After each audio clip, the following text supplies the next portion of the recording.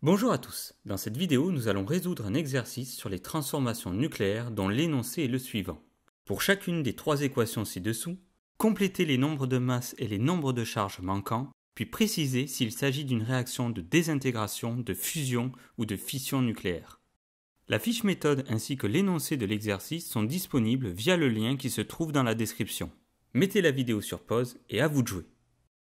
Si vous avez des difficultés, n'hésitez pas à revoir nos différentes vidéos sur le sujet disponibles dans la barre d'infos. Corrigeons la première équation. Comme chaque atome d'hélium possède 4 nucléons, la somme des nombres de masse à gauche est de 8. Par conséquent, il doit être aussi de 8 à droite, ce qui signifie que le nombre de masse du beryllium est de 8. Pour ce qui est de la conservation de la charge électrique grand Z, chaque atome d'hélium a un nombre de charge de 2.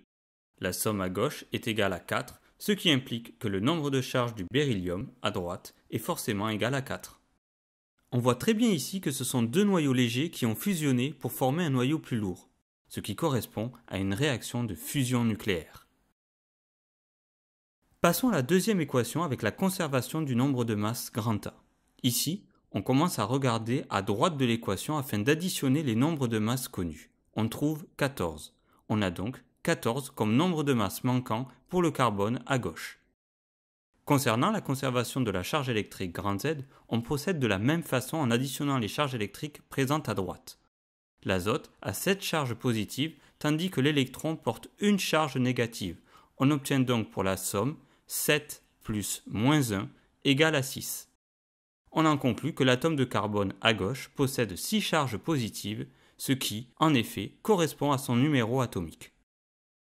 Dans cette transformation, on a le carbone 14, noyau père, qui se désintègre en azote 14, noyau fils, avec émission d'une particule, ici un électron. Il s'agit donc d'une réaction de désintégration nucléaire. Pour la troisième équation, concernant la conservation du nombre de masse grand A, on additionne à gauche les nombres de masse et on trouve 236. Il faut donc aussi obtenir 236 à droite. Le nombre de masse du strontium est de 94, auquel il faut ajouter le nombre de masse inconnu du xénon et le nombre de masse des deux neutrons. Pour trouver le nombre de masse inconnu, il faut résoudre l'équation qui s'affiche en haut. On trouve comme valeur 140, ce qui signifie que le xénon a un nombre de masse de 140.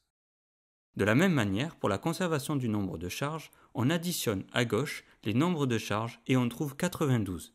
Il faut donc aussi obtenir 92 à droite. Le nombre de charges du strontium est de 38, auquel il faut ajouter le nombre de charges inconnu du xénon et le nombre de charges des deux neutrons. Attention, un neutron a une charge nulle. Pour trouver le nombre de charges inconnues, il faut résoudre l'équation affichée en haut. On trouve comme valeur 54, ce qui signifie que le xénon a un nombre de charges de 54. Dans cette transformation, on voit que sous l'action d'un neutron, un noyau lourd d'uranium-235, dit fissile, va se scinder en deux noyaux plus légers avec émission de neutrons. Il s'agit donc d'une réaction de fission nucléaire. Voilà, cette vidéo touche à sa fin. À bientôt!